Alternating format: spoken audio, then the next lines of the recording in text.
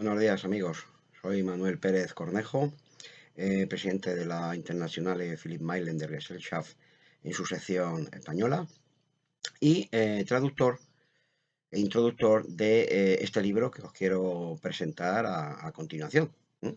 Se trata de la filosofía de lo inconsciente de Eduard von Hartmann, del filósofo alemán Eduard von Hartmann, que ha salido recientemente el pasado mes de abril en Alianza Editorial.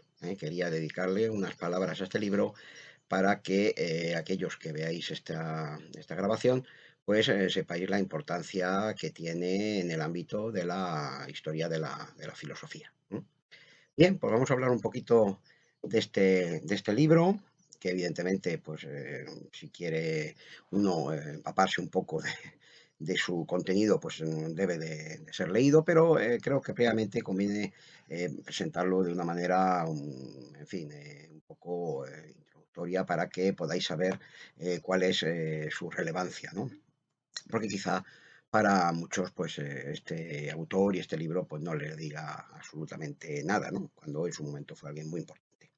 Lo más probable, ciertamente, es que el libro de Harman se pierda en medio de la oleada de publicaciones que mensualmente inunda nuestras librerías.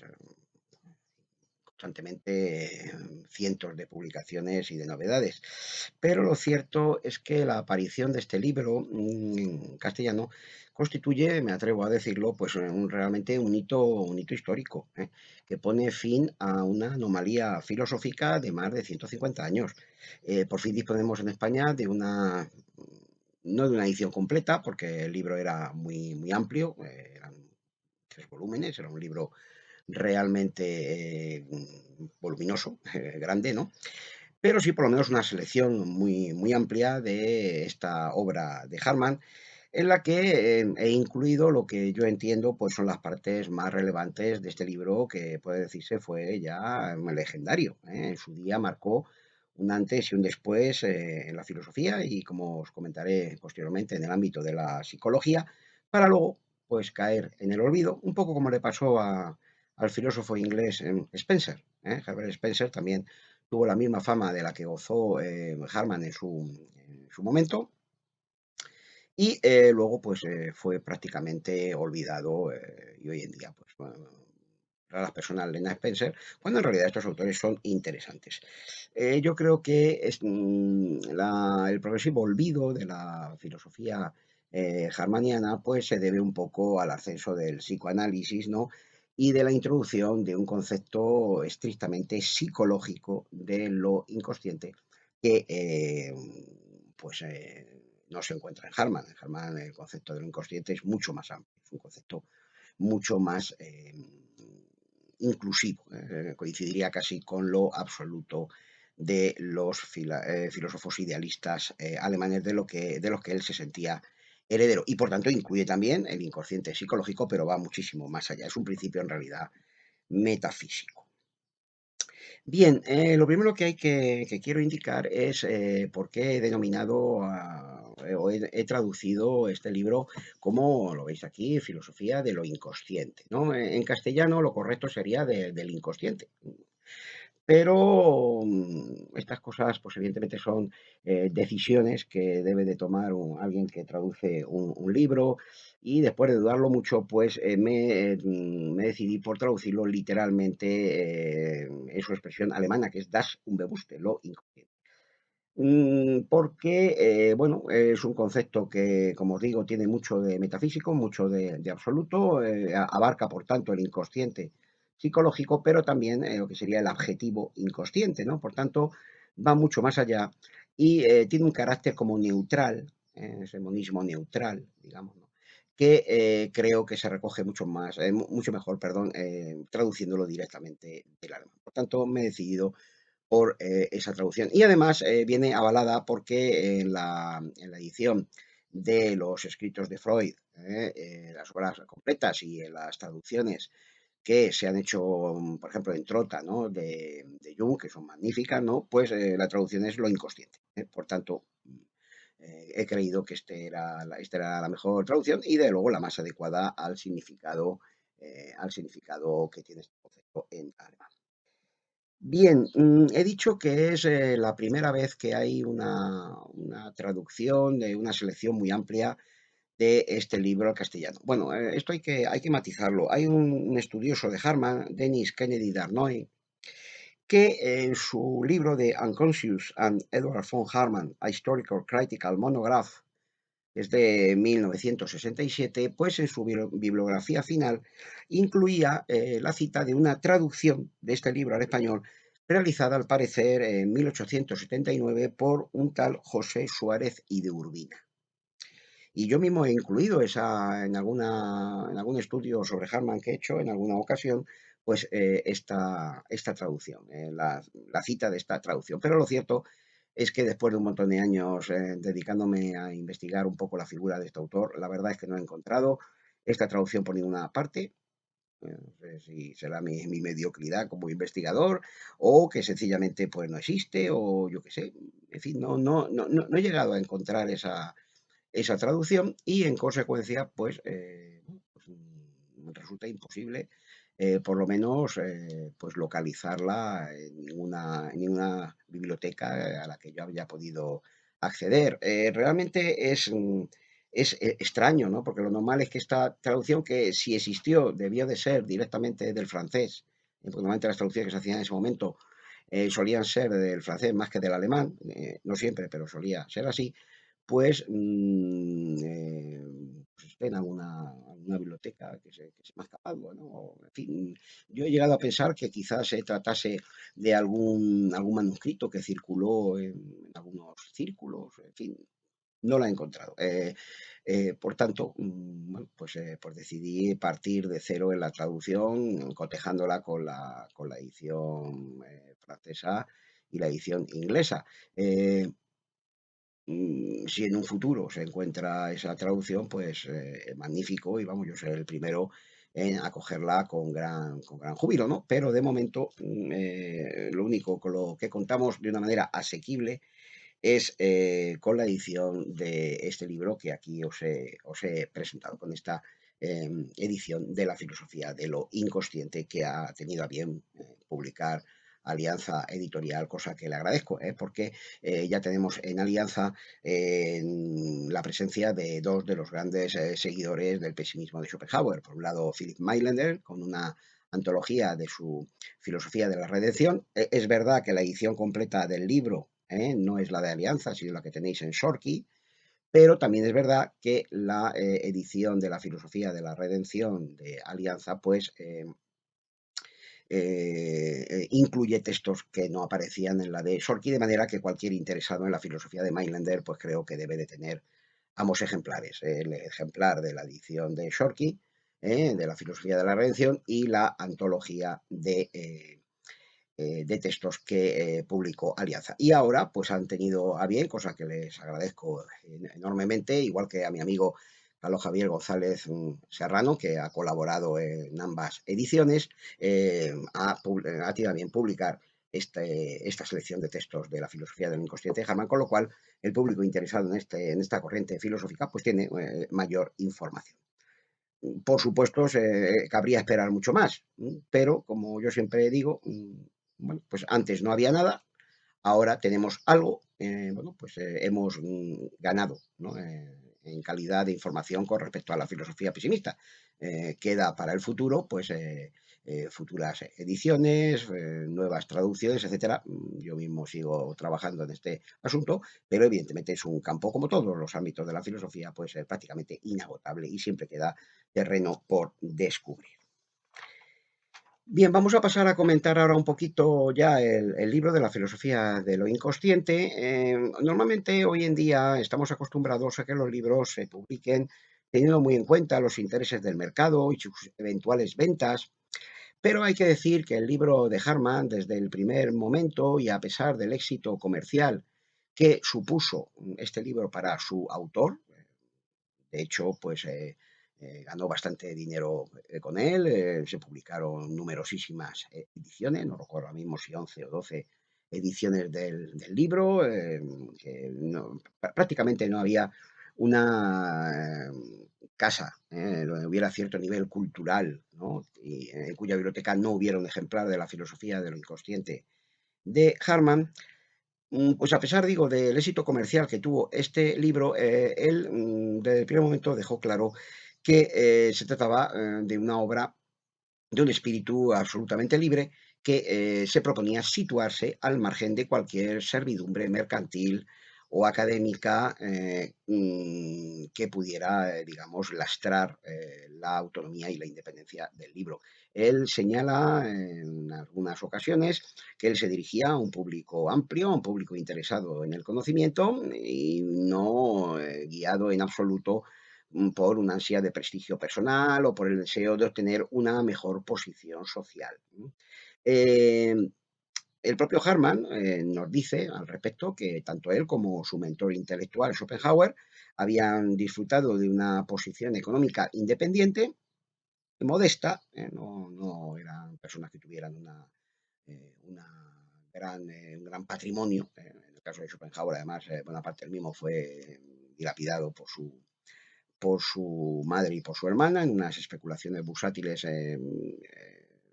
fallidas, digamos, y Hamann pues era alguien que habiendo sido un militar retirado por motivos de salud, pues nunca disfrutó de una gran posición económica, pero sí tenía un dinero suficiente como para no tener que rendir cuentas ante ningún poder académico o ninguna instancia superior. Con lo cual, pues nunca, ninguno de los dos, el caso de Schopenhauer es muy conocido, pero el de von Harman pues, es muy semejante desde otro punto de vista, pues nunca se vieron obligados ninguno de los dos a adular a los medios periodísticos o a los medios universitarios para conseguir una fuente de ingresos.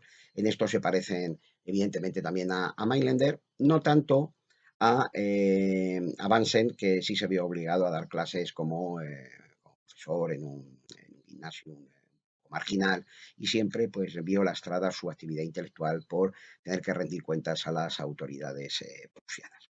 Pues bien, en un escrito autobiográfico que tiene Harman, podemos leer lo siguiente. Dice Harman, la filosofía de lo inconsciente, se está refiriendo a este libro, se diferencia de la mayoría de las producciones del mercado moderno de los libros filosóficos por su completa libertad respecto de cualquier servicio a fines personales o materiales externos.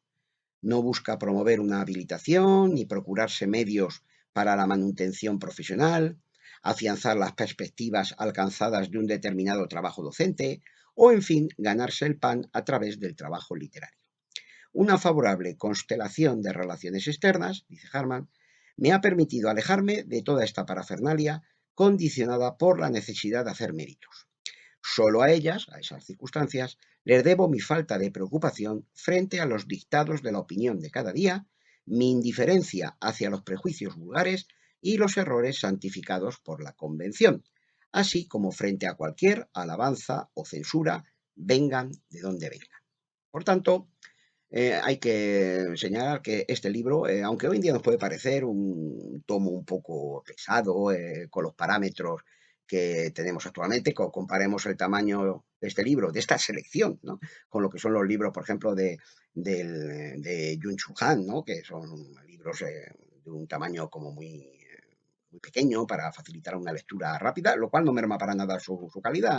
Creo que Yun Chu Han es uno de los grandes pensadores contemporáneos, ¿no? Aunque también hay que decir que no abundan y por tanto él puede destacar por méritos propios, ¿no? Porque evidentemente no hay una gran, ahora mismo que yo sepa, una gran playa de pensadores. Pero claramente él es consciente, Jung Chul Han, de que hoy en día el público pues exige lecturas como breves, no pesadas. El libro de Harman, por tanto, es un libro pues, del siglo XIX, ¿no? Pero, aunque esta sea la apariencia exterior, hay que decir que Harman siempre reivindica este libro como un producto de su autonomía, de su libertad personal, y que no rinde cuentas más que a su interés por alcanzar el conocimiento último de las raíces metafísicas de la realidad y no a cualquier instancia, o rendir pleitesía a cualquier instancia académica o dependencia de intereses de tipo económico.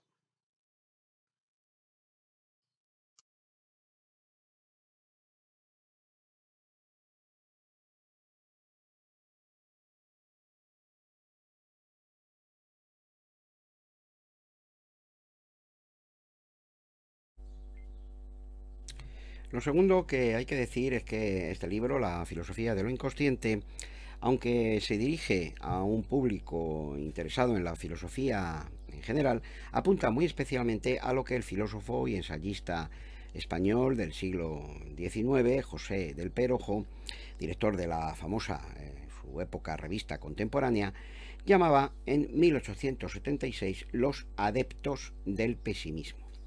Perojo decía que la filosofía pesimista, encabezada por Schopenhauer y continuada por Hamann, no es una filosofía, decía él, como la del idealismo alemán, que arrastra discípulos académicos detrás suyo, sino una filosofía dirigida a adeptos, decía él, ¿no? Porque mientras la filosofía académica se mueve en un mundo de vacías abstracciones, alejadas de la vida, la filosofía del pesimismo parte del dolor y del sufrimiento que palmariamente existen en el mundo y trata de explicarlos, trata de ofrecer una explicación y una salida a ese sufrimiento y a ese dolor.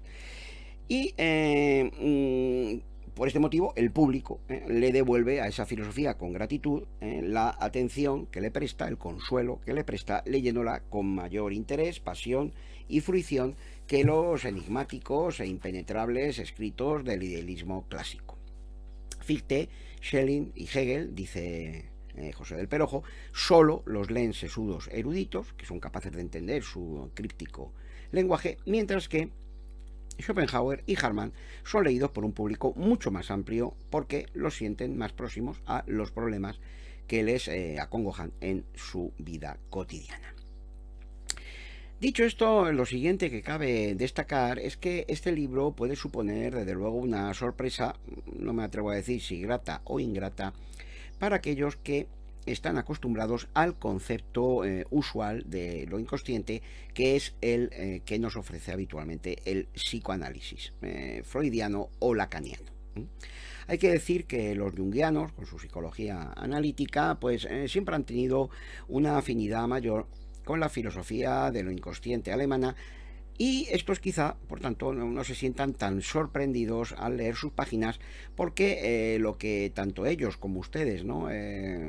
Cuando lean sus páginas les puede llevar una sorpresa, es ver que en el libro se ofrece una concepción estrictamente filosófica, yo me atrevería a decir romántica, de lo inconsciente, que solo tangencialmente, de manera importante, pero tangencialmente, roza el ámbito psicológico. Y por tanto es una concepción de lo inconsciente que se enmarca dentro de la gran tradición metafísica alemana, dominada por las figuras de Leibniz, Schelling, Carus y Schopenhauer, aunque hay que decir que en el caso de Hamann, que siempre quiso ser un mediador entre diversas tendencias filosóficas y no un simple amalgamador, como le llamaba Nietzsche despectivamente, aunque tomó muchas cosas de él, ¿no? También juega un papel muy relevante en Hamann el concepto de devenir, concepto de desarrollo e incluso algunos aspectos de la lógica que él toma de Hegel. Hay que decir que este libro, por otra parte, pues responde a la mentalidad cientificista de la época. Hamann poseía una notable formación matemática y científica por su condición de militar, sobre todo en el ámbito de la matemática y además en el ámbito de la artillería, que es un arma pues que necesita evidentemente de un componente matemático fuerte. Bueno, hoy en día, en esta época nuestra, ¿no? Pues algunos creen que dedicarse al ámbito militar y ser una persona que poco menos que carente de facultades mentales o algo así, una especie de persona animalizada o bestial, pues es lo mismo, y esto es un gravísimo error. La formación que se exige en el ámbito militar en todos los terrenos es muy importante, y especialmente la formación científica. Y de hecho ya sabéis que buena parte de los grandes científicos españoles han sido militares, ¿no? Con lo cual, bueno, pues Hamann sigue como esta tradición científica que ha acompañado siempre y sobre todo matemática, que ha acompañado siempre al mundo militar, pero una vez que él sale de ese ámbito, pues la aplica al ámbito de la filosofía.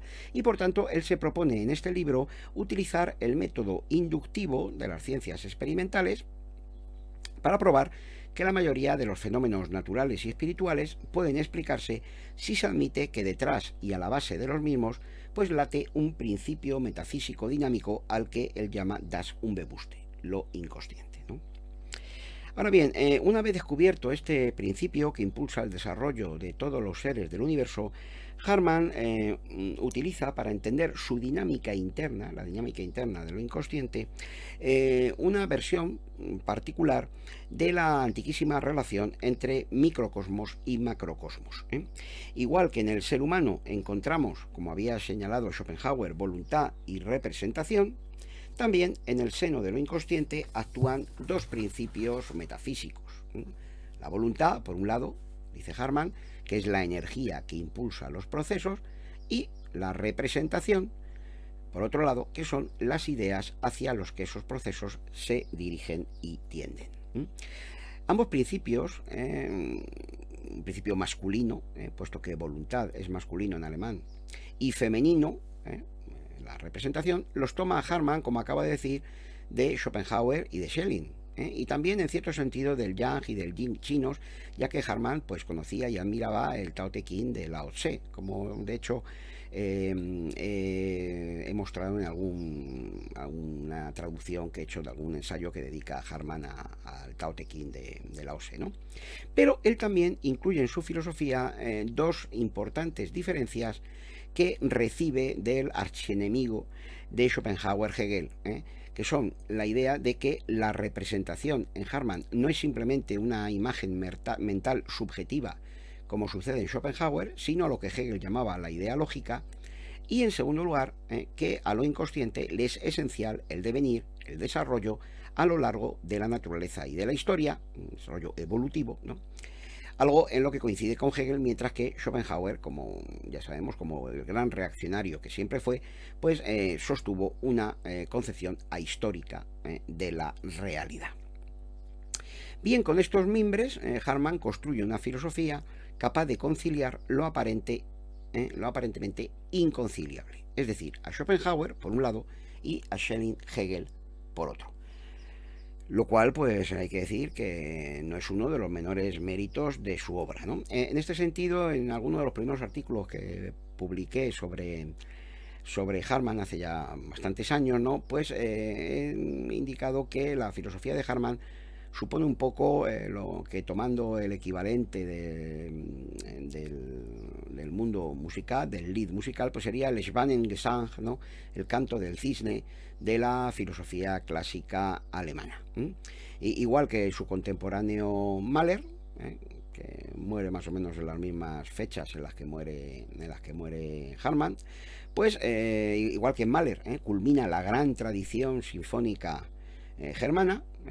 O sea, ahí se acumula, digamos, toda la herencia sinfónica, digamos, de la gran tradición sinfónica germana, pues con Harman culmina y concluye la gran tradición filosófica del idealismo alemán en todas sus facetas, incluida la faceta, la interpretación que le había dado a ese idealismo que se remonta a Kant en la línea schopenhaueriana.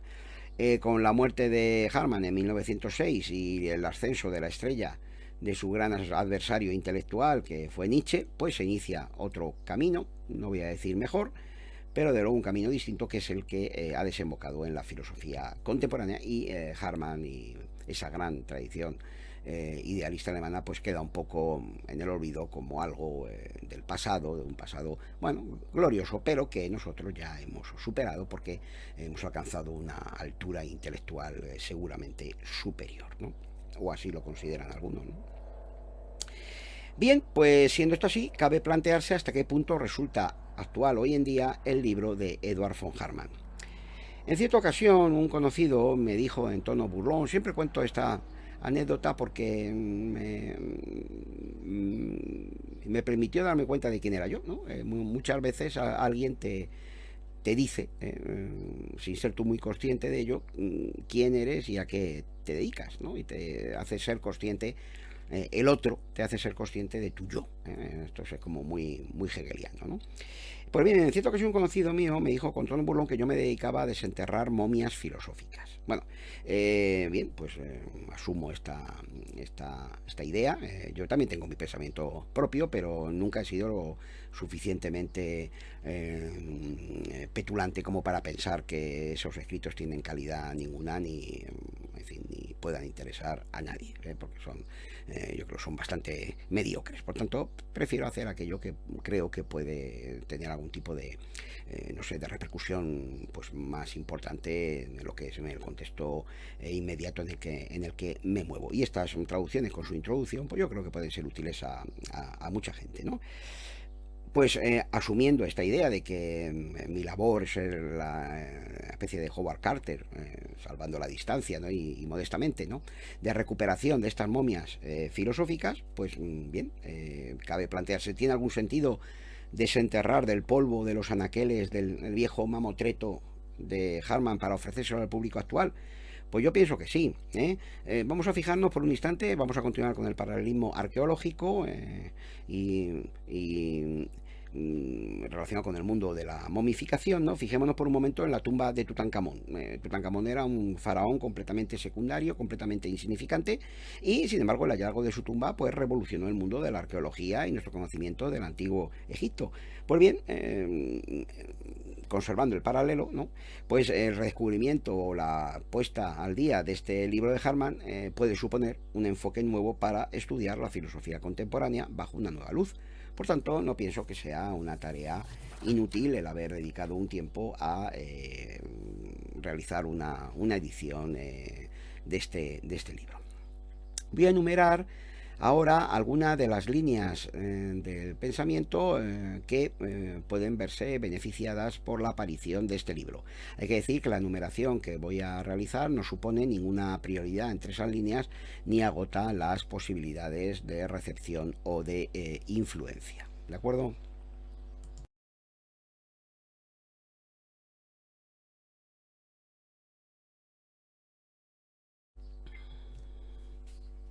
En primer término, me parece evidente que la filosofía de lo inconsciente de Harman resulta esencial para entender y enmarcar correctamente tanto el psicoanálisis de Freud, que yo entiendo se construyó un poco a la contra de la teoría de Harman, aun recibiendo también evidentes influencias suyas, ¿no? Como para entender la psicología analítica de Jung, que está visiblemente influida por ella, ¿no? Freud cita a Edward von Harman, que yo recuerde, ¿no? En la interpretación de los sueños, concretamente en los capítulos cuarto y séptimo, en relación con la ley de la asociación de ideas, guiada por representaciones finales inconscientes, y también lo cita de una manera un poco más anecdótica en la psicopatología de la vida cotidiana, capítulo cuarto, donde nos cuenta una anécdota en la que confundió el nombre de Hirschman con el de Harman, al que el profesor Hugo Metzel había relacionado con la izquierda schopenhaueriana.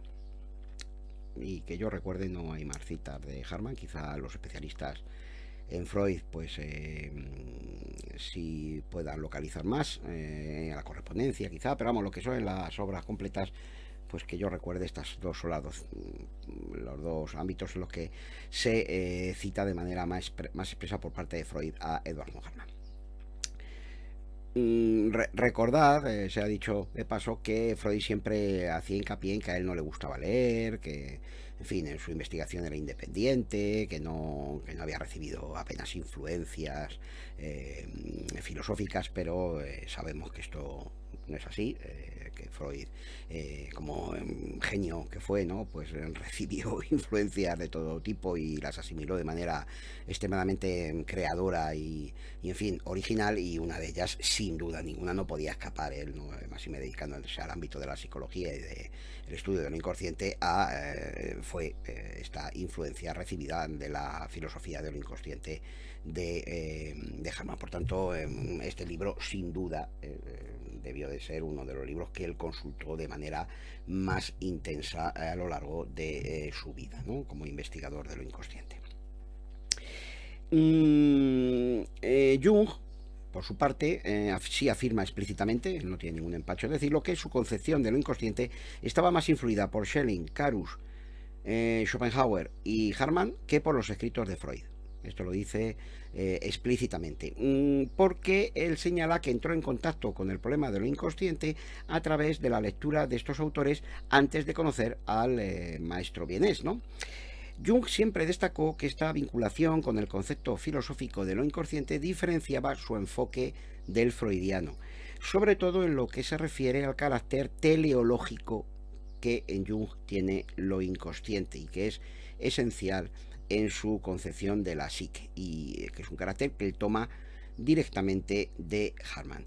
En este sentido, no cabe duda que la psicología junguiana tiene unas raíces románticas que le dan un sesgo muy peculiar, a veces muy poco clínico. Jung mismo nos lo dice en su escrito Interpretación psicológica de los sueños infantiles, que redacta entre los años 1938 y 39, concretamente en la página 47, dice Jung: von Harman es el puente que une la filosofía moderna con el romanticismo. Carus, Carl Gustav Carus, ¿no?, ejerció una gran influencia sobre él. Sus ideas metafísicas eran básicamente las de Carus, y Carus es indudablemente romántico. El hecho de que hablemos siquiera de lo inconsciente es una herencia directa del espíritu romántico. También en esto abunda e incide Sonu Samdashani en su libro Jung y la creación de la psicología moderna, un magnífico libro publicado por Atalanta. Bueno, como todos los libros que publica Atalanta, o la inmensa mayoría de ellos son libros maravillosos. Yo creo que igual que le pasa, o le pasaba, sobre todo ahora quizá un poquito menos, pero también a Siruela, pues son una editorial de referencia y, en fin, sin duda que tenemos que tener en cuenta todos los que nos interesamos por estos aspectos un poco esotéricos, un poco marginales, pero esenciales de la filosofía y la psicología. Pues ven, en este libro, Jung y la creación de la psicología moderna, ya digo, Sonu Samdasani, este investigador, señala que el concepto de lo inconsciente colectivo de Jung entronca directamente con la concepción harmaniana de lo inconsciente, porque es un concepto transindividual y colectivo, un sustrato que estaría a la base de todas las conciencias individuales y que las conecta entre sí, y que iría por tanto más allá del inconsciente individual.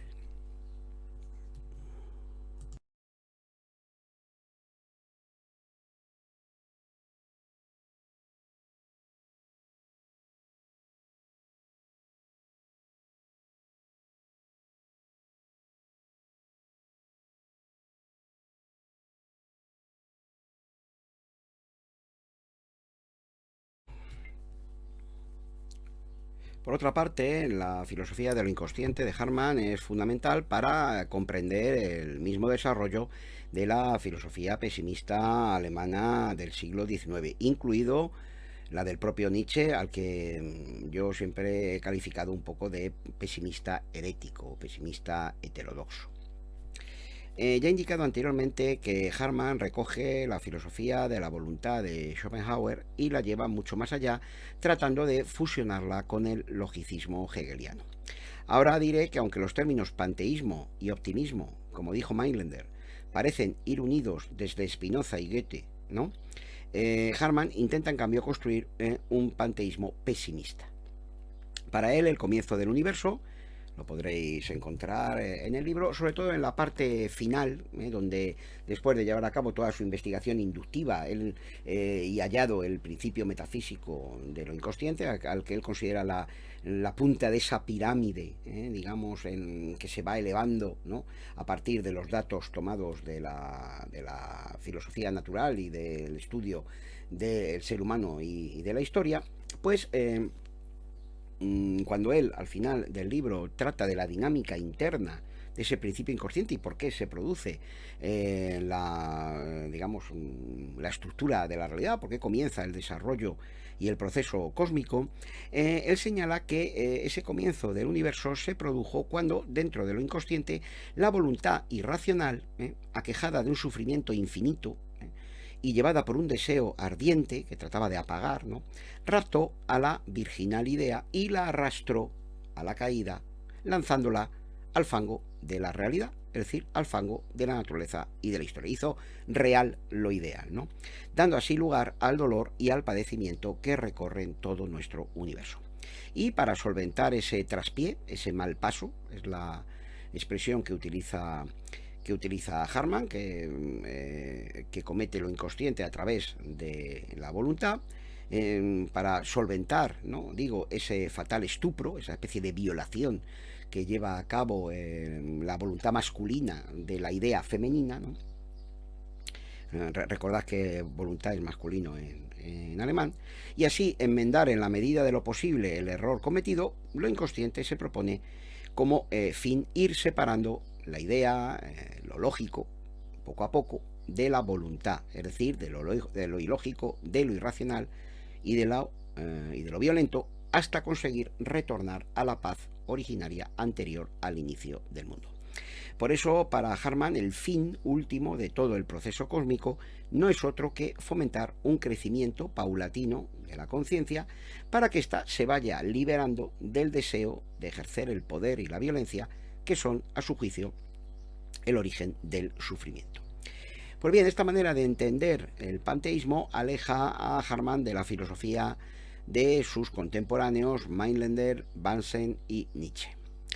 Mainländer, vamos a hablar un poquito brevísimamente, ¿no? de esas diferencias, ¿no? Que podéis estudiar de manera más intensa, pues leyendo las obras de estos autores. Ya hemos comentado que de Nietzsche tenemos ya ediciones magníficas desde hace tiempo, y que tanto de Mainländer como de Bunsen pues comenzamos ya a tener algunos libros traducidos al castellano que nos permiten pues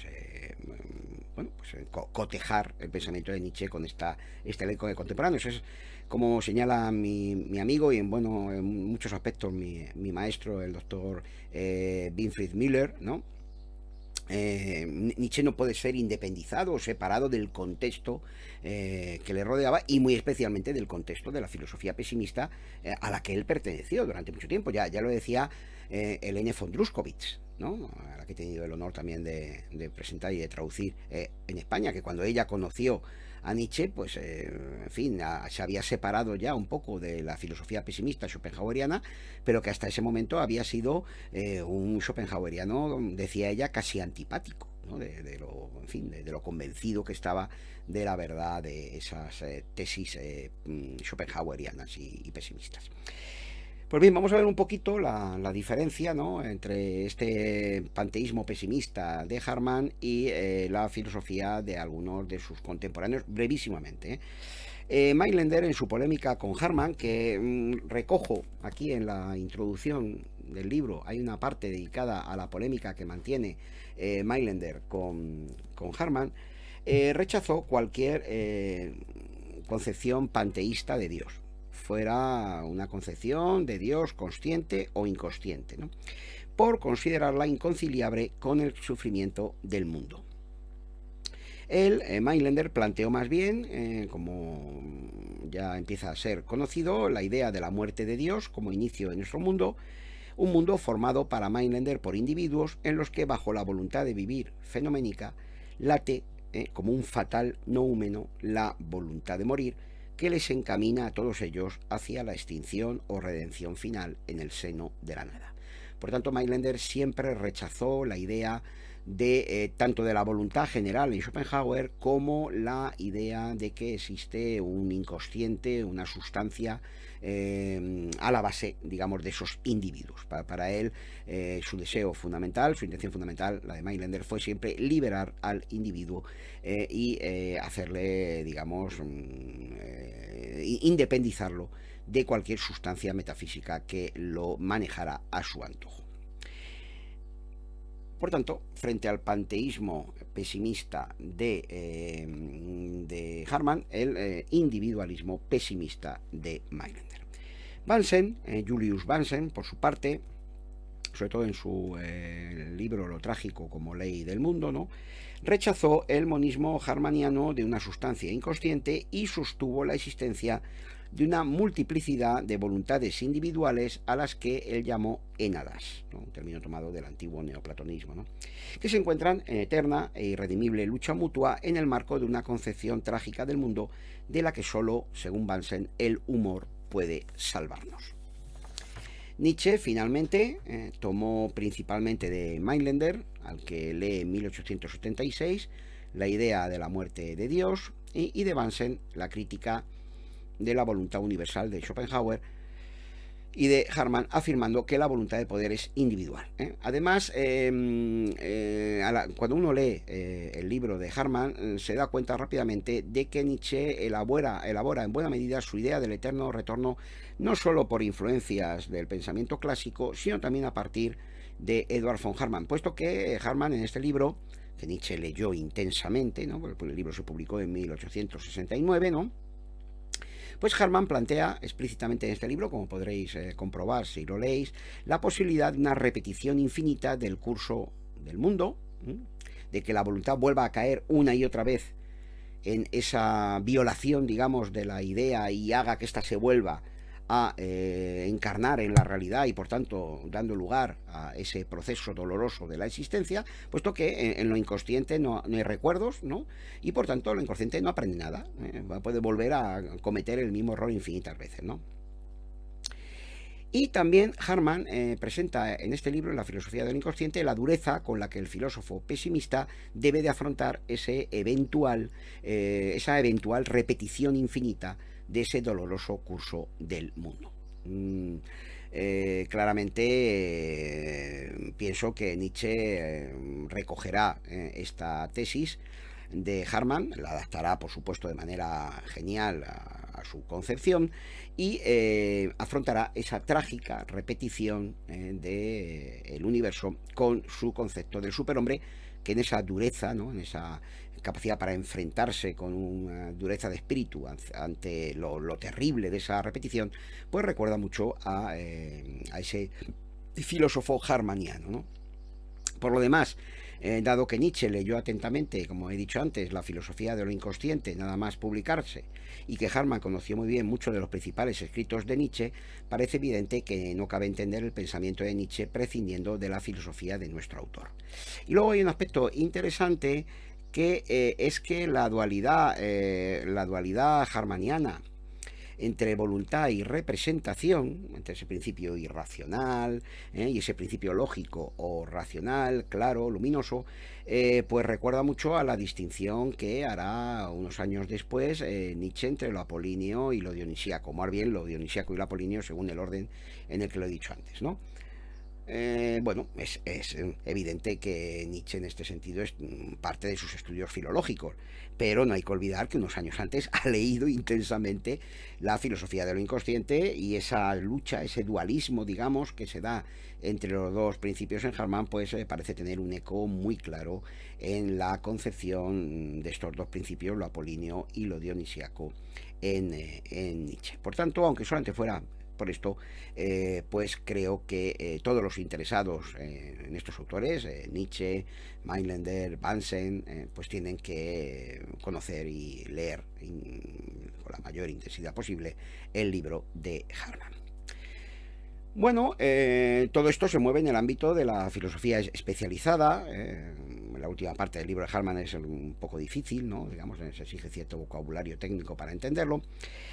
Pero aquellos que se sientan vinculados a la filosofía pesimista solo a través de los aforismos sobre la sabiduría de la vida, que han vuelto a ser traducidos hace poco de manera pues, magistral por mi amigo Carlos Javier González Serrano, pues estarán también de enhorabuena con este libro, porque hay un extenso capítulo de la filosofía de lo inconsciente titulado La irracionalidad del querer y la miseria de la existencia, que representa una especie de continuación y prolongación de los famosos aforismos de Schopenhauer, en el marco de una reflexión general que hace Harman sobre el monto de placer y dolor que existen en el mundo. Una reflexión que Harman resuelve, igual que Schopenhauer, con un saldo negativo debido a lo que él juzga es la preponderancia notable del sufrimiento sobre el disfrute en la vida humana, que le lleva a considerar preferible el no ser al ser.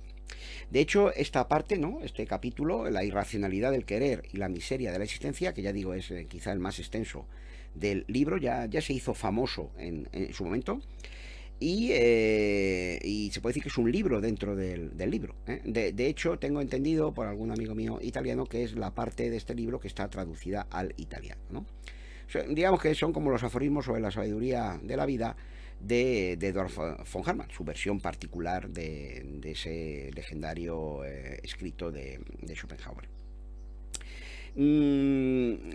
Ciertamente esto fue reconocido ya en su época, que el libro, aunque fuera muy discutible en otros aspectos, la filosofía de lo inconsciente, era salvable, aunque fuera solamente por esta parte, ¿no?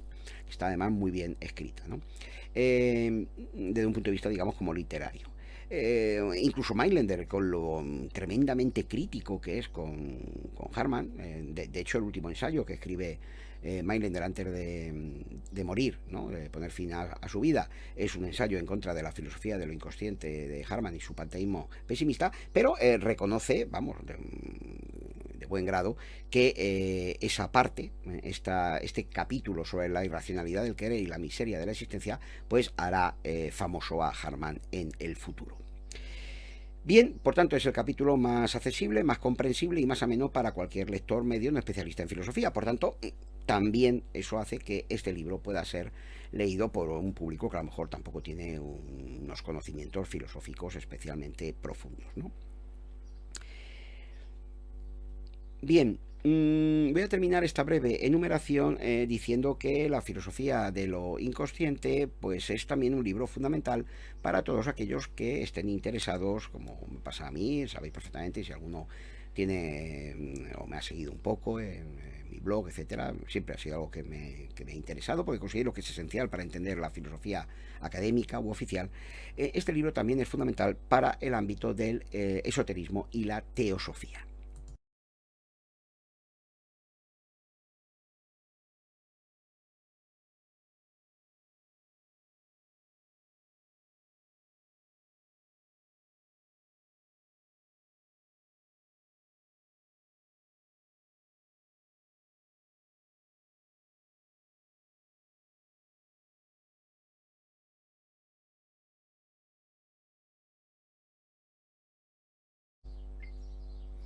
Pues bien, hay que decir que sin duda buena parte de la obra de Madame Blavatsky, de la famosa Elena Blavatsky, Madame Blavatsky, en especial su libro Isis sin velo, y también de la antroposofía de Rudolf Steiner, o también la obra de algunos espiritistas destacados como Lazar von Hellenbach, o el barón Duprel, Aksakov, ¿no? Toda esa línea de grandes esoteristas y teósofos, ¿no? Digamos, de la segunda mitad del siglo XIX, pues está muy influida por las reflexiones sobre lo inconsciente del filósofo berlinés. La idea de que existe una sustancia única que conecta en el plano profundo de lo inconsciente a todos los seres, fue asumida desde la aparición del libro, incluso por el propio autor, como una posible explicación y justificación de los llamados fenómenos paranormales. Sobre este asunto he publicado un artículo que podéis encontrar por internet, ¿no? Es decir, la concepción de los fenómenos paranormales dentro de las filosofías de Schopenhauer y Edward von Hartmann. Por tanto, para Edward von Hartmann, la clarividencia, la telepatía, etcétera, ¿no? Pueden ser explicadas perfectamente por la admisión de este principio inconsciente que subyace a la base de las mentes de los individuos particulares. Y hay que decirlo, igual que Schopenhauer, sin acudir necesariamente, no sin excluir, pero de luego sin acudir necesariamente a la admisión de la existencia de un mundo de espíritus inmortales, porque el principio inconsciente no deja de ser algo que está dentro de la naturaleza de las cosas, por tanto es una explicación de esos fenómenos paranormales, como diría el gran Germán de Argumosa, una explicación inmanente de esos fenómenos, la que ofrecen tanto Schopenhauer como Edward von Hartmann a través de su concepto de lo inconsciente. No es necesario admitir la existencia de un mundo de espíritus como lo que produce esos fenómenos, sino que sería la conexión a nivel de ese principio inconsciente entre los distintos individuos, una especie como de segundo plano más profundo, ¿no?, en el que estarían conectados, lo que permitiría explicar ese tipo de fenómenos. Bien, pues valgan estas como algunas de las grandezas, vamos a llamarlas así, entre comillas, del libro de Harman. Podríamos incluir más, pero vamos a dejarlas en estas, ¿no? Ahora voy a ocuparme, ya para ir terminando, de algunos aspectos polémicos y de algunas miserias, también entre comillas, del libro, que creo que conectan asimismo con problemáticas actuales. En primer lugar, me parece muy actual la idea de que la eventual redención o liberación, recordad que el término Erlösung en alemán tiene estos dos significados, ¿no?, redención, liberación, de la humanidad, no es tanto una tarea de emancipación individual de la miseria y del sufrimiento, como más bien una tarea colectiva. Una tarea colectiva que para Harman va ligada a un crecimiento de la conciencia de la humanidad en su conjunto. No basta con que algunos individuos destacados se den cuenta, digamos, de que es necesario renunciar a la vida, que significa renunciar a esa voluntad de dominio y de imposición, porque hay que tener un poquito de cuidado con este asunto. Siempre desde el nietzscheanismo impenitente, ¿no?, pues estas filosofías niegan la vida, la negación de la vida. Bueno, vamos a ver, si vida es, como dice Nietzsche, voluntad de poder, por tanto esa negación de la vida significa negar la voluntad de poder, de dominio y de imposición sobre los demás y sobre la realidad. Por tanto, una actitud de moderación, de tolerancia, de compasión, etcétera, pues es lo que se identifica por negar esa vida entendida como voluntad de poder, ¿vale? Pero bueno, en cualquier caso, esto sería un tema que nos llevaría muy lejos. Vuelvo a repetir que algo interesante de la teoría de Harman, que aparece en este libro, es que, vuelvo a repetir, esa liberación, esa redención de la humanidad no la entiende él tanto como una tarea individual, como una redención individual, como sí sucede en Schopenhauer, sino más bien como un crecimiento de la conciencia de la humanidad, como os decía, en su conjunto. Y en este sentido me parece muy interesante la crítica que dirige Harman en la última parte del libro al ideal del progreso y del desarrollo tanto tecnológico como médico.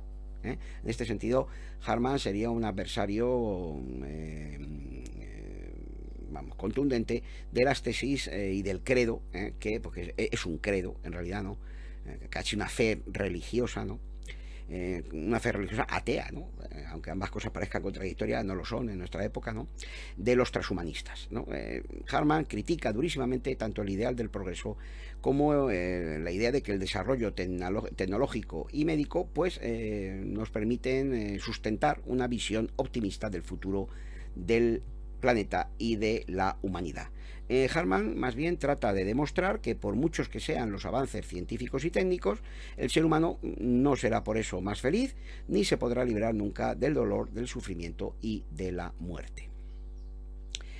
Y me parece que en este punto, al menos, pues Harman va teniendo razón hasta el momento. La prosperidad económica y los avances tecnológicos han ido corriendo paralelos hasta el momento con el aumento de las depresiones, de los suicidios, con el aumento de la aniquilación ecológica del planeta, el cambio climático, la expansión de las pandemias y de las guerras. Y bueno, lo único, entre comillas, positivo, si es que esto se puede denominar así, es que, como él anticipó, todo esta vinculación entre un progreso cada vez más intenso y un no logro o un fracaso a la hora de crear una humanidad más feliz o más, más satisfecha o más optimista, pues ha contribuido a aumentar la conciencia de la humanidad, haciéndola más receptiva ante estos tremendos problemas. Por tanto, en cierto sentido, yo creo que estos vaticinios de Harman, aunque son muy críticos, muy duros con la idea del progreso tecnológico y científico como una clave para hacer a la humanidad más feliz, pues sí han contribuido a ir creando una conciencia mayor o una conciencia colectiva entre los miembros de la humanidad de que efectivamente pues nuestro destino está unido y que nos encaminamos hacia un desastre completo si no somos capaces de reorientar ese comportamiento impositivo, despótico frente a la realidad que caracteriza a la ciencia y la tecnología, por lo menos en su dimensión actual. Otro tema escabroso, ¿no?, que hay, en fin, claro, es que hay que entenderlo también dentro de la mentalidad de la época. Dentro del libro de Harman, lo trata brevemente, por supuesto, pero está ahí, ¿no? Es el tema del tratamiento que hace de la mujer.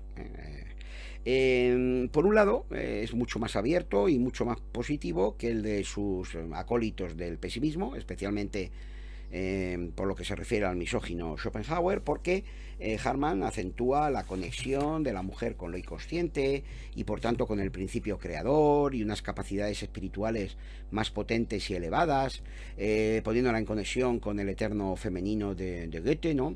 La mujer nos impulsa hacia arriba, ese eterno femenino inconsciente nos eleva hacia arriba, hacia una comprensión, digamos, de la realidad mucho más elevada y más profunda, ¿no? Nos educa, digamos, para lo ideal y lo superior.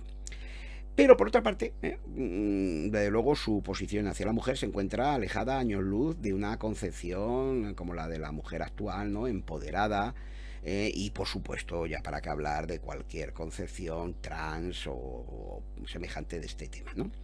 Hay que decir, por tanto, que el lugar que ocupa el género femenino en Harman, aunque es importantísimo, concede una tremenda importancia a la mujer, ¿no? No olvidemos que dentro de los dos principios que están dentro de lo inconsciente, lo ideal es femenino, digamos, es puro, inmaculado, perfecto, ¿no? Y es el principio de la voluntad masculina el que lo ataca y lo arrastra, digamos, hacia el fango, algo que, por cierto, también se encuentra desde otra perspectiva en la filósofa Helene von Druskowitz. Pues hay que decir que, aunque este puesto que ocupa la mujer en Harman es muy importante, se trata de una posición, vamos a denominarla así, puramente emocional. La principal tarea de la mujer es servir, vamos a decir así, de educadora de los sentimientos, es como un estímulo o acicate imprescindible, fundamental para la actividad espiritual del hombre. Ella enraiza a la humanidad con la base inconsciente y hace que ésta una y otra vez pues se renueve. Y bueno, pues en este sentido es una concepción que evidentemente se aleja del feminismo contemporáneo, que en muchos aspectos está influido. Esta es mi concepción, por supuesto discutible, seguramente la mayoría de las feministas no lo aceptarían, pero yo creo que se encuentra bastante unida a la concepción empoderada, la propia palabra lo dice, de la voluntad de poder de Nietzsche, ¿no? Es un deseo de hacer que la mujer se equipare al hombre o incluso lo supere en su voluntad impositiva de poder. Bueno, esta es la interpretación un poco que me sugieren algunas de las teorías que escucho. No soy especialista en feminismo, vamos, en absoluto, me interesa, como demuestra el haber estudiado a estas autoras como Druskowitz, pero que era una feminista radical, pero digamos que esta concepción de Harman no casa para nada con lo que yo entiendo sería la concepción más común de la mujer empoderada actual. Es una concepción pues que tiene mucho de decimonónico y de romántico.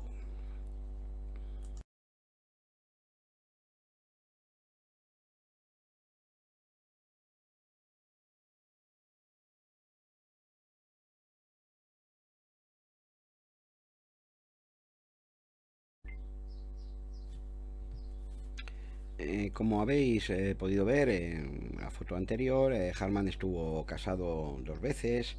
En este sentido, pues mantuvo una posición bastante distinta a la de otros pesimistas, como Schopenhauer o el propio Mailänder, era un apologista de la virginidad. Bansen sí estuvo casado también. Harman estuvo casado con dos intelectuales importantes, una de ellas Agnes Taubert, que como decía él era aún más pesimista que el propio Harman, ¿no? Una mujer culta, en fin, la gran defensora del pesimismo, las polémicas que mantuvo Harman. Y luego cuando murió Agnes Tauber, Alma Lorenz, ¿no? Alma von Harman, cuando se casa. Y bueno, en este sentido, él siempre destacó el importantísimo papel que las mujeres habían jugado en su formación espiritual e intelectual.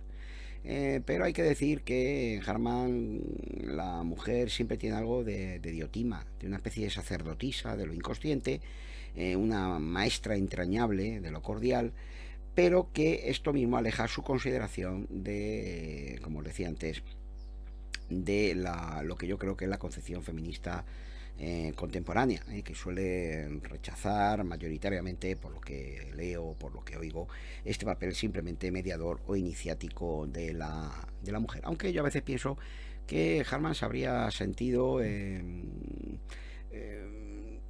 no sé, atraído por figuras como la de María Zambrano, ¿no? Que en este sentido tiene un carácter, pues, su figura y su pensamiento, en algunos aspectos quizá afín un poco a ese carácter mágico, casi sagrado de la mujer que le da Harman. En cualquier caso hay que decir, a favor de este autor, que si su libro se hubiera publicado ahora, pues muchas de las descripciones que él hace de la espiritualidad femenina coincidirían con lo que desde Goleman llamamos inteligencia emocional.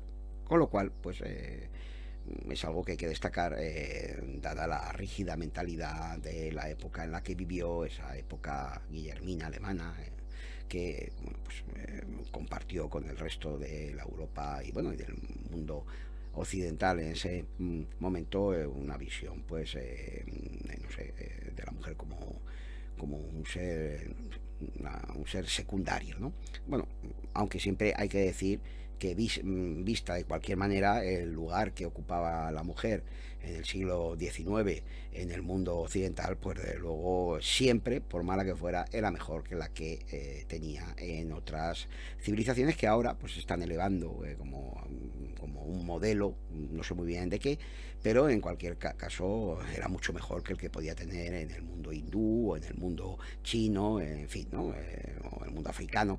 Por tanto, digamos que por muy mala que fuera la concepción de la mujer que existe en ese momento, y lo era, ¿no? Y Harman la comparte, ¿no? A pesar de estas salvedades que os he hecho, que le diferencian claramente del resto de la concepción misógina del resto de los pesimistas, pues no cabe duda que siempre es una concepción bastante más positiva que la que podía haber, la que podía dominar, perdón, en ese momento en el resto del mundo. Esto es algo que no se suele decir, pero que, bueno, pues en fin, y si surgió ese movimiento feminista en Occidente fue precisamente porque la mujer gozaba de una posición relativamente más, en fin, más respetable que la que podía tener en otras civilizaciones, donde este asunto no solamente no se planteaba en ese momento, sino que sigue sin plantearse actualmente. Entonces, bueno, pues en ese sentido hay que enmarcar estas reflexiones de Harman, ya digo, muy cuestionables con respecto a la mujer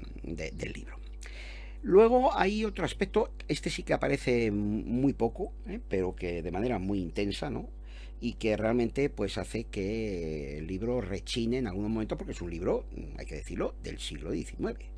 Como, bueno, una cosa que hay que decir antes de empezar con este otro asunto es que la valoración que da Harman de la mujer, si se compara con la que da Nietzsche, hace de Harman un feminista furibundo frente a Nietzsche, cuya actitud hacia la mujer fue siempre de un intenso desprecio.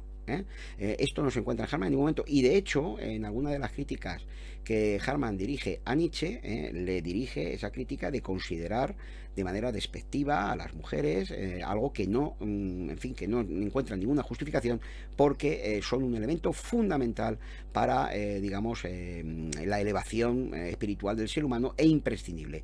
Y esto Harman lo va a criticar duramente. Por tanto, en fin, esta valoración de Nietzsche que se está haciendo constantemente, muchas veces, incluso en círculos de la izquierda y tal, pues como el propio Harman dice, es increíble que esos círculos de la izquierda actual, ¿no? Pues valoren tanto a este autor, cuando dice Harman, no hay más que empezar a leer un poco sus obras para darse cuenta de hasta qué punto bueno, pues dan lugar a una concepción despótica, una concepción políticamente muy cuestionable, y desde luego en el ámbito de sus relaciones con la mujer, de un desprecio absoluto hacia el ámbito femenino. Por tanto, aunque solamente sea Por esto, Harman se encuentra muy por encima de Nietzsche en lo que respecta a su valoración de la mujer. Pero, evidentemente, vuelvo a repetir, igual que Mailänder, igual que todos estos autores, pues es alguien de su época, y exigirle algo que fuera mucho más allá, pues en fin, es prácticamente un error. Casos como el de Stuart Mill, por ejemplo, pues realmente son muy raros en su defensa de los derechos de la mujer, son muy raros desde el punto de vista masculino en esa época. Bien, y una vez aclarado esto, porque quería hacer hincapié en esta enorme diferencia entre la valoración del elemento femenino en Harman y la denigración, ¿no? Y las expresiones brutales, ¿no? que dirige muchas veces Nietzsche contra la mujer, y que ya la propia Druskowitz se percató de esto, y fue uno de los motivos por los que rápidamente se decepcionó del pensamiento nietzscheano en el escaso contacto que tuvieron. Pues voy a pasar a lo que ya os comentaba, es ese aspecto muy negativo, pero que también hay que entender dentro de la época. Yo estudié Historia del Arte y por tanto tengo algo, aparte de filosofía, mi doctorado de filosofía, como ya los que me conocéis un poco lo sabéis, pero también estudié Historia del Arte, y esto me ha llevado a aplicar elementos historicistas que muchos filósofos profesionales, ¿no? Pues no aprecian. Las cosas hay que enmarcarlas en su contexto histórico, y esto se lo olvida muchas veces a los que nos dedicamos al ámbito de la filosofía.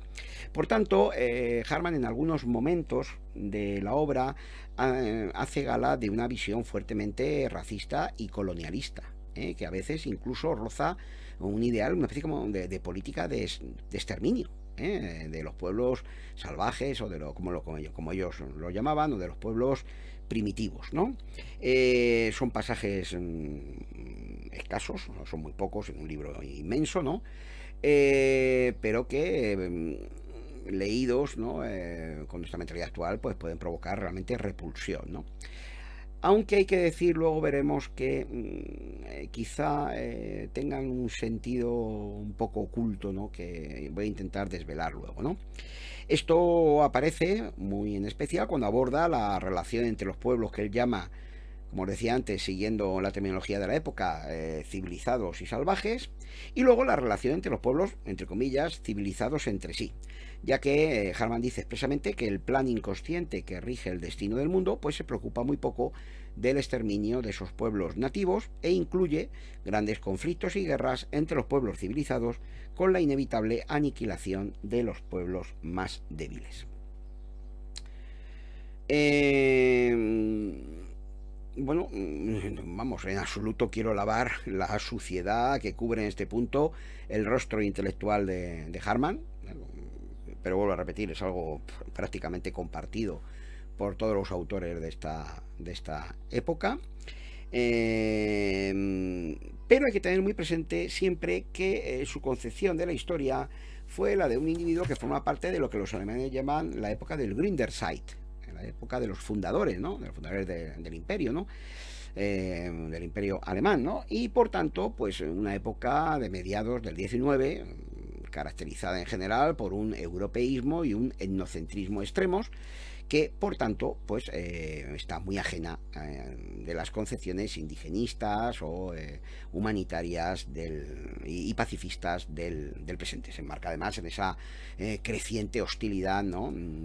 que media entre Francia y Alemania, y que unos años después, muy poco después, pues va a dar lugar a la guerra franco-prusiana, ¿no? Por otra parte, hay que decir que Harman, como en general los filósofos pesimistas de su época, y esto lo vio muy bien la escuela de Frankfurt, tuvieron el mérito de constatar algo que ha sido evidente a lo largo de toda la historia, pero que se ha ido acelerando desde su época hasta la nuestra.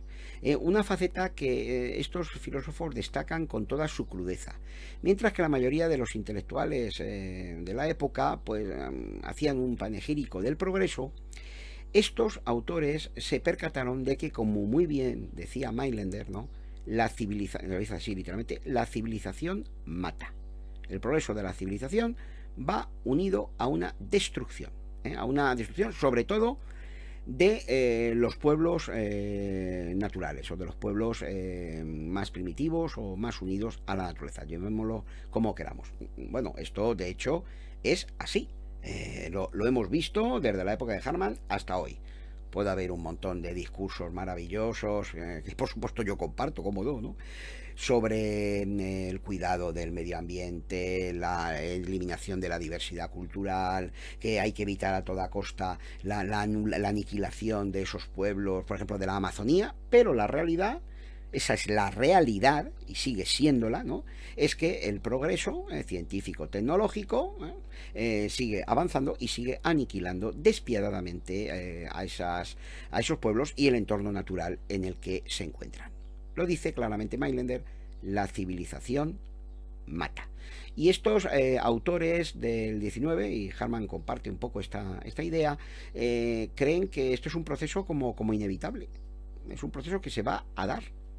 Y que por más que el sujeto con una concepción, en fin, pues muy loable, ¿no? Quiera evitarlo, no se va a producir un cambio, porque en el fondo la estructura misma de nuestra concepción de la realidad se basa en esta aniquilación. Entonces, es interesante esto, ¿no? Porque aunque visto en un primer momento, los textos de Harman pues parecen como justificar esa destrucción, ¿no? Y esa aniquilación, ese belicismo, y es así, y verlo dentro de un plan, digamos, de lo inconsciente, que a nosotros nos puede resultar algo totalmente repugnante, porque es que de hecho lo es, ¿no? Lo que a veces pienso que hay detrás de ese discurso es la constatación terrible de que esos hechos se van a dar de una manera absolutamente inevitable, y que lo único que importa es qué se obtiene o qué surge de esa destrucción que va a ser inevitable.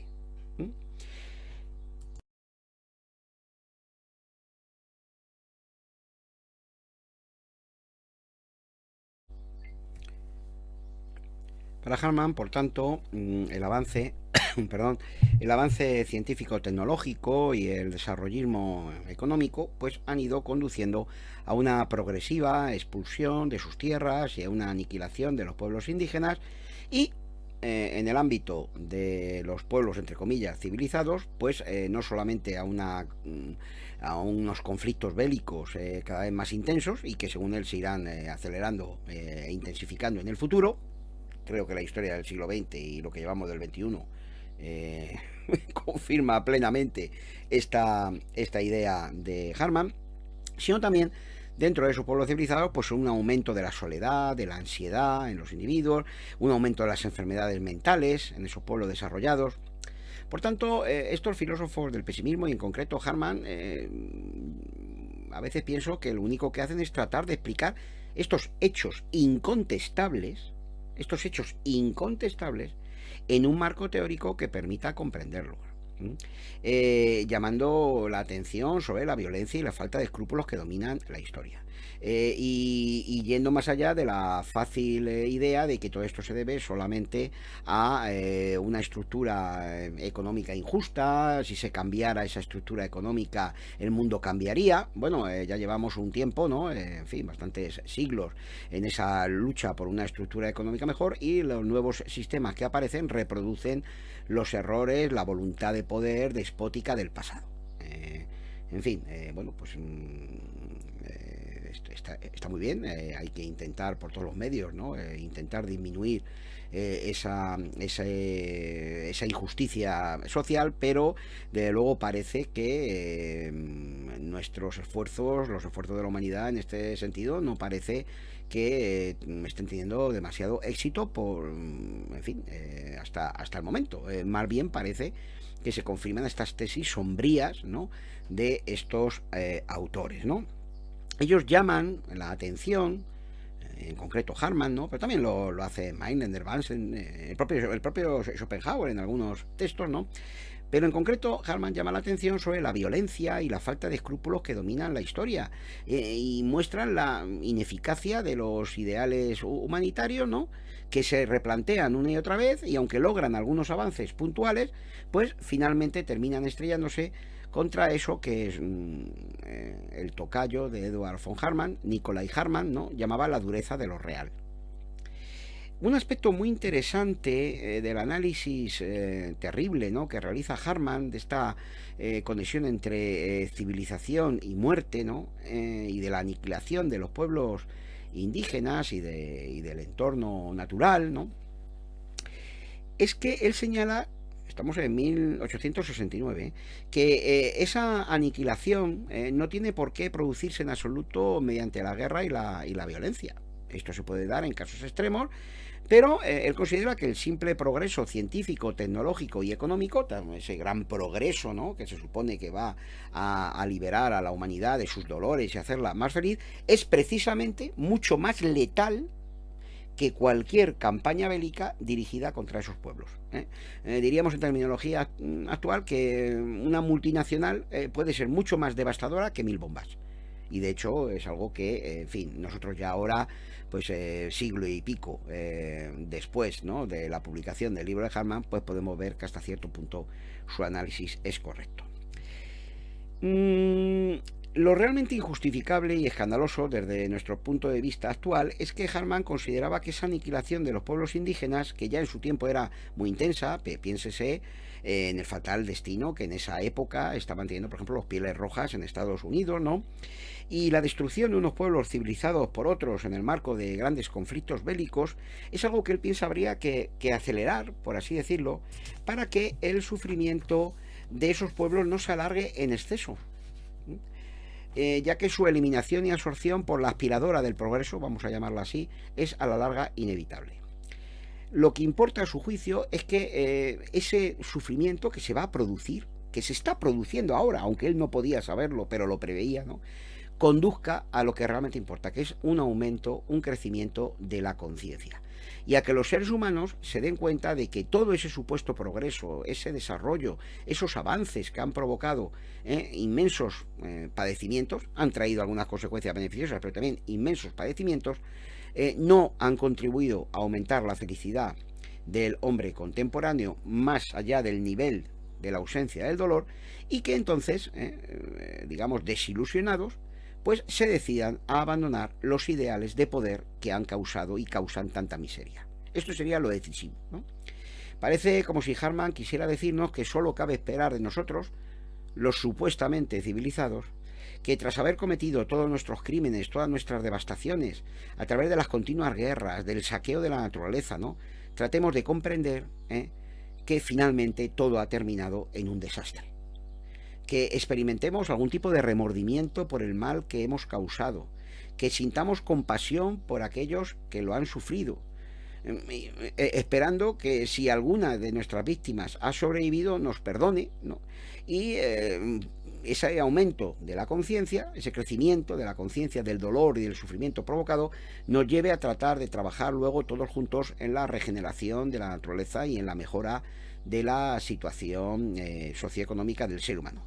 Pero yo creo, sinceramente, como buen pesimista, que Harman nos hacía muchas ilusiones al respecto, y desde luego, pues me vais a perdonar un poco la franqueza, tal como van yendo las cosas y tal como vemos ha sido la evolución de no solamente de la civilización occidental, sino del resto de las civilizaciones en el planeta hasta hoy, hasta nuestra fecha, hasta ya la segunda década del siglo XXI, pues yo tampoco me hago muchas ilusiones al respecto.